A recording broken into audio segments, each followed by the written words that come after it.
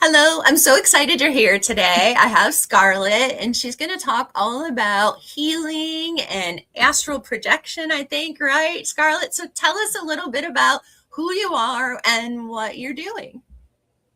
So, hi, I'm Scarlett, and I am very happy to be here. And I am a Reiki master, crystal healing specialist, human design reader, and the inventor of something that I call Astral Reiki. So, those are kind of my main modalities. If you'd like, I can actually talk about what Astral Reiki is and how it differs from traditional Reiki. Yeah, Is because that I, where you want I to have go? I've heard of astral projection, but never astral Reiki. So tell us a little bit about what astral Reiki is and what they would experience when they do a session. Sure. So astral Reiki is kind of a combination of Reiki and astral projection. So that's why I call it that. And I like to talk about astral Reiki in the context of traditional Reiki. So, in traditional Reiki, as I'm sure most of your audience is aware, what we're doing is we're basically channeling the life force energy directly through our crown chakra, all the way down to our toes, and then back up through the heart and out the hands and into our clients. And that's, generally how traditional Reiki works, whether you're talking about in-person Reiki or distance Reiki. Now, there are some pros and some cons to that. Overall, when we're talking about traditional Reiki, it tends to really lift up the practitioner because all that energy is going through us, and that's awesome. But it can, I don't want to say taint, but like color the uh Your aura, purity maybe? of the energy that's coming out of your hands because it's going through your entire body first. And so there's always going to be an impact there. The practitioner's not just an empty vessel. We have our own stuff going on. Very So true. yeah. And that's why in traditional Reiki, they emphasize clean eating and taking care of yourself and doing your shadow work and all that, just to make sure your vessel's as clean as humanly possible. Now, with astral Reiki, it works differently because what I'm actually doing is I'm taking my soul or my astral body or my light body, whatever you want to call it, and I am removing that from my physical body and taking that over to where my client is. And then I am conducting that life force energy through my astral body instead of my physical body. So that's really eliminating a lot of the cleanliness issue that you sometimes get with traditional Reiki. And it leaves you working with a much cleaner vessel than you generally have when you're doing traditional Reiki. So you usually have a much more intense experience than you would with distance Reiki, especially, but sometimes even in person Reiki. And it tends to be more intense, it tends to be cleaner, and yeah, it's there you go. No, that sounds. I've heard of astral projection. So did you start? Mhm. Are you actually getting into a state where you're astral projecting to them, or how do you prepare for something like that? So, I've been astral projecting for many, many years at this point. We're all born knowing how to do it. I just managed to do it a little bit more consciously than most, and that's really the only difference because we all do it every night when we go to sleep. So, in order to do it consciously, I have a grounding visualization that I always do that provides me more flexibility than most grounding meditations do.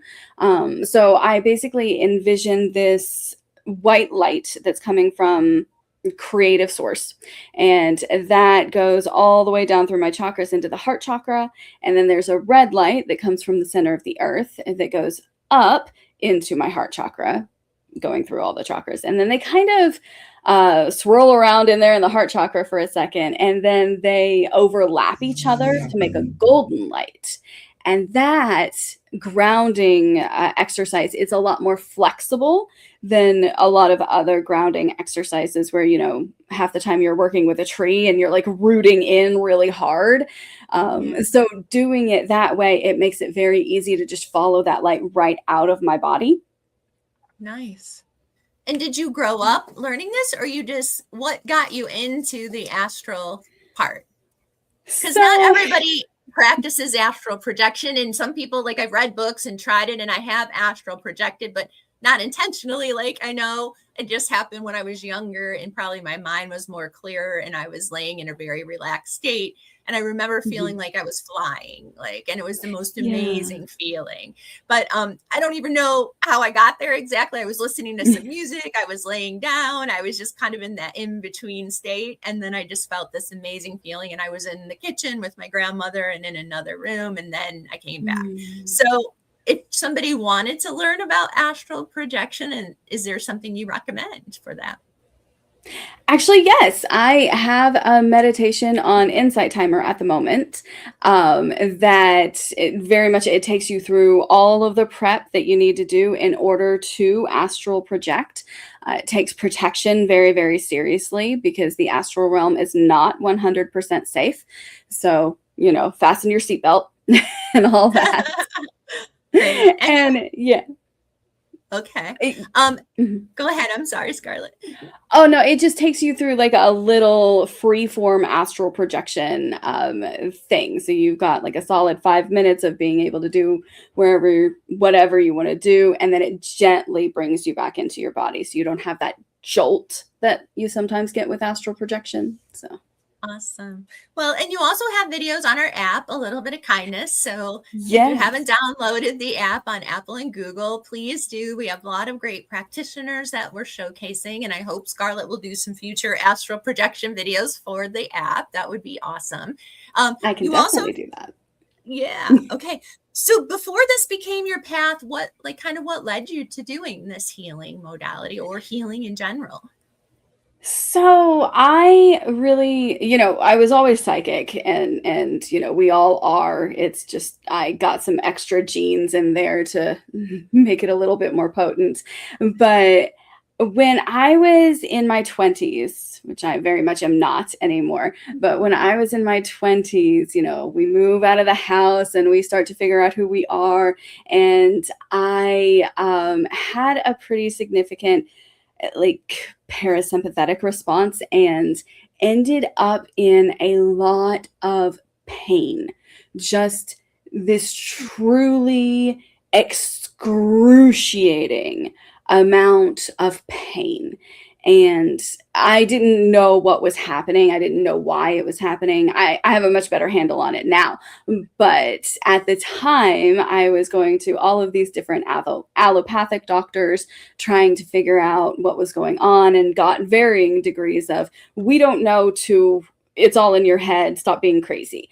I think I actually had one doctor say, you're just being crazy, stop it. Oh my gosh. Yeah, I can't. doctors are great. Crazy. But yeah, and eventually I found one doctor who believed me and was like, okay, we need to figure out what the deal is here. And God bless her, she tried really, really hard and sent me to several different specialists. And eventually I saw one who was looking into blood for whatever reason. And they just looked at me and basically said, there's nothing we can do for you.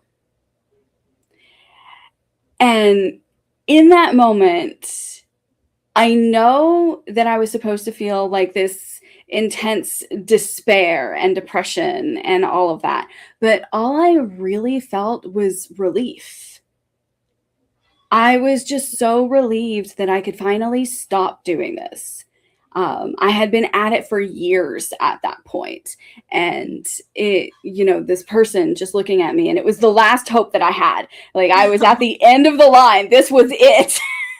And they just said, there's nothing we can do for you. And I could stop. I could finally stop doing this thing that was obviously not working.